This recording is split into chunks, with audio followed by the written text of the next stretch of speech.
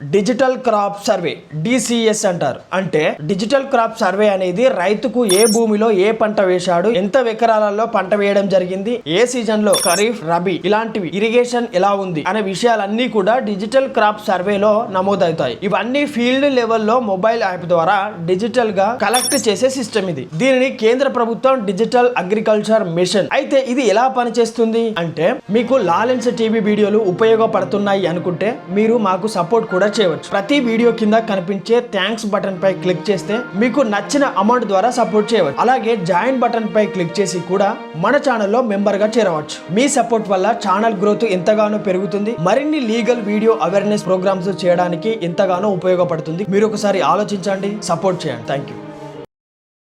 Digital crop సర్వేలో AEO అంటే agriculture extension officer రైతుల యొక్క పొలం దగ్గరికి వెళ్లి ఫోటోలు తీయాలి. GPS లొకేషన్ క్యాప్చర్ చేయాల్సి ఉంటుంది. మొబైల్ యాప్ ద్వారా అప్లోడ్ కూడా చేయాలి. ఇలా చేయడం వల్ల ప్రతి ల్యాండ్ పార్సల్ లెవెల్ డేటా కూడా కలెక్ట్ అవుతుంది. 10,000 గ్రామాలలో సర్వే ఇప్పటికే ప్రారంభమైంది. ప్రభుత్వం డెడ్ లైన్ కూడా పెట్టి త్వరగా పూర్తి చేయమని ఆదేశాలను కూడా ఇచ్చింది. అంటే ప్రతి సీజన్ లో ఖరీఫ్, రబీలో జరుగుతున్నటువంటి మిషన్ ఇది. అయితే డిజిటల్ క్రాప్ సర్వే యొక్క ముఖ్యమైన ఉద్దేశం ఏంటంటే, ఫస్ట్ వన్ వచ్చేసి అక్యురేట్ క్రాప్ డేటా. అంటే ఏ పంట ఎక్కడ ఉందో ఎగ్జాక్ట్ డేటా వస్తుంది. మాన్యువల్ మిస్టేక్ అనేది తగ్గుతాయి. రెండో విషయానికి వస్తే, రైతులకు స్కీమ్ సరైన వారికి లభిస్తుంది. అంటే రైతు బంధు స్కీమ్లని, పిఎం కిసాన్ పథకం కానీ, క్రాప్ ఇన్సూరెన్స్ లోన్స్ వంటివి కానీ, దాంతో పాటుగా ఎలిజిబుల్ ఫార్మర్స్కే ఐడెంటిటీ చేయడం వల్ల ఈజీ అవుతుంది అని ఈ యొక్క డిజిటల్ క్రాప్ విధానాన్ని తీసుకురావడం జరిగింది కేంద్ర ప్రభుత్వం. మూడో విషయం వస్తే ఫేక్ క్లైమ్ తగ్గించడం. అంటే bogus crop entries, duplicate benefits అనేవి తగ్గుతాయి. నాలుగో విషయానికి వస్తే ప్రభుత్వానికి ప్లానింగ్. అంటే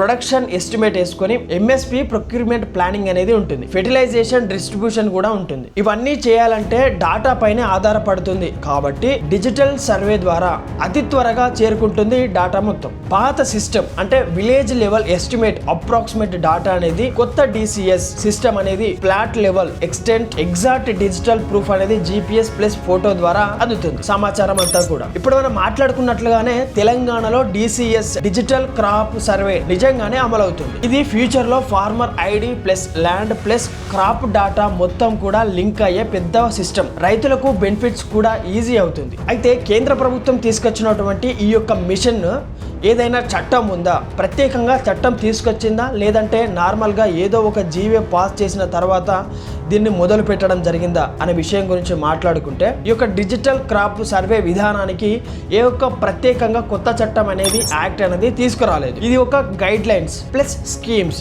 ప్లస్ గవర్నమెంట్ యొక్క ఇన్స్ట్రక్షన్, అడ్మినిస్ట్రేషన్ ఆర్డర్ ద్వారా ఇది అమలు కావడం జరుగుతుంది. ఇప్పుడు మనం క్లారిటీగా చర్చించుకుందాం. డిజిటల్ క్రాప్ సర్వే యొక్క ప్రత్యేకమైన చట్టం ఏమిటి?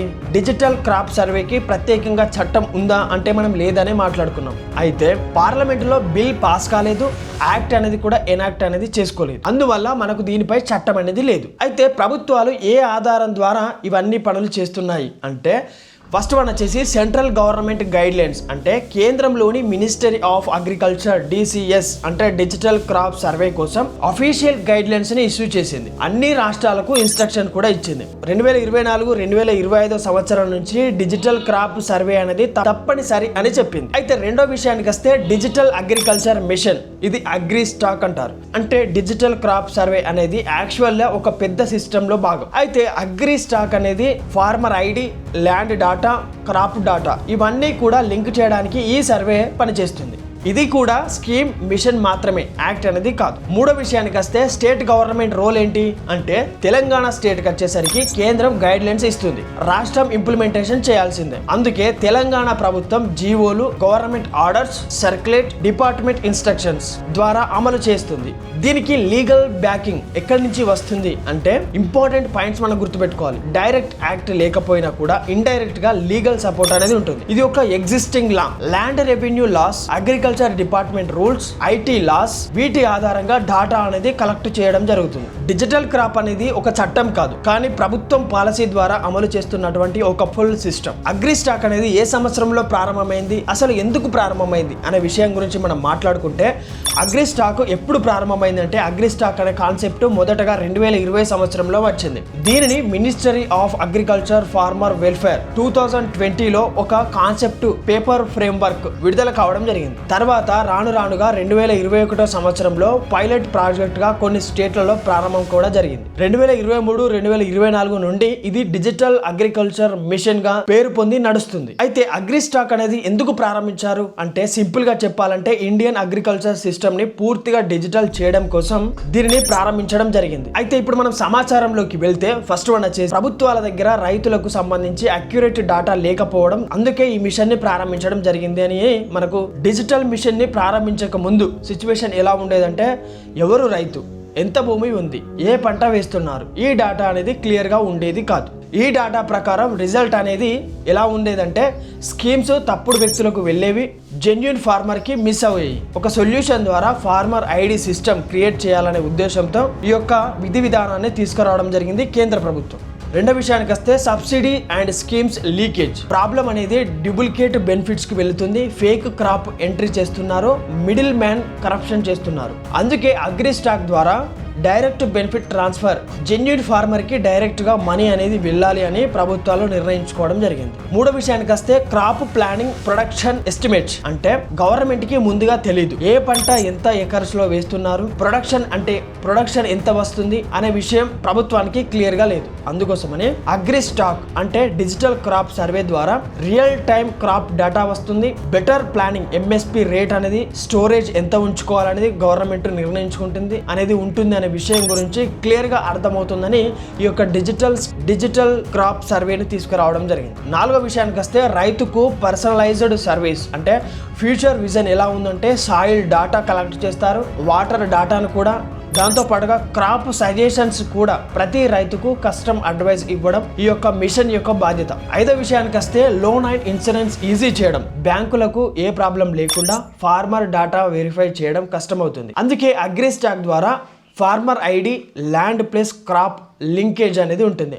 లోన్ అండ్ క్రాప్ ఇన్సూరెన్స్ ఫాస్ట్గా అవుతుంది. అయితే సింపుల్గా చెప్పాలంటే అగ్రిస్టాక్ అంటే రైతుల కోసం ఒక ఆధార్ లాంటి డిజిటల్ సిస్టమ్. ఇది farmer ID, land details, crop details ఇవన్నీ కూడా ఒకే ప్లాట్ఫారంలో ఉండే విధంగా ఈ మిషన్ని తీసుకురావడం జరిగింది. ఈ మిషన్ యొక్క ఉద్దేశం కూడా అదే. ఇక్కడ టైం లైన్ అనేది ఎలా ఉందంటే 2020 సంవత్సరంలో కాన్సెప్ట్ని ఇంట్రడ్యూస్ చేయడం జరిగింది, 2021 సంవత్సరంలో పైలట్గా స్టార్ట్ చేయడం జరిగింది, 2023 సంవత్సరంలో ఇంప్లిమెంటేషన్ స్పీడ్ పెరిగింది. అయితే కేంద్ర ప్రభుత్వంలో ఉన్నటువంటి మినిస్ట్రీ ఆఫ్ అగ్రికల్చర్ రైతుల విషయంలో ఎలా పనిచేస్తుంది, ఏం చేస్తుంది, అసలు దీని యొక్క ముఖ్యమైన ఉద్దేశం ఏమిటో కూడా చూద్దాం మనం ఇప్పుడు. కేంద్రంలోని ఉన్నటువంటి వ్యవసాయ శాఖ ఏం చేయగలుగుతుంది రైతులందరికీ అంటే ministry of agriculture farmer welfare అనేది ఇది భారతదేశ ప్రభుత్వంలో ముఖ్యమైన మంత్రిత్వ శాఖ.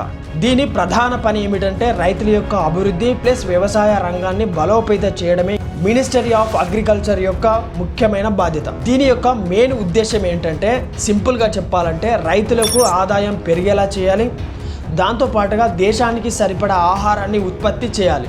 ఈ శాఖ ఎలా పనిచేస్తుంది అంటే ఈ మంత్రిత్వ శాఖ అనేది డైరెక్ట్గా రైతుల యొక్క పొలాల్లో పనిచేయదు, ఇది పాలసీ మేకింగ్ స్కీమ్స్ రూపొందిస్తుంది, స్టేట్ ద్వారా అమలవుతాయి ఇవన్నీ కూడా. అయితే ముఖ్యమైన పనులు ఏమిటంటే ఫస్ట్ వన్ వచ్చేసి పాలసీ తయారు చేయడం అంటే దేశవ్యాప్తంగా వ్యవసాయం ఎలా ఉండాలి, ఏ పంటలని ఎంకరేజ్ చేయాలి అనే విధి విధానాలను తీసుకొస్తుంది.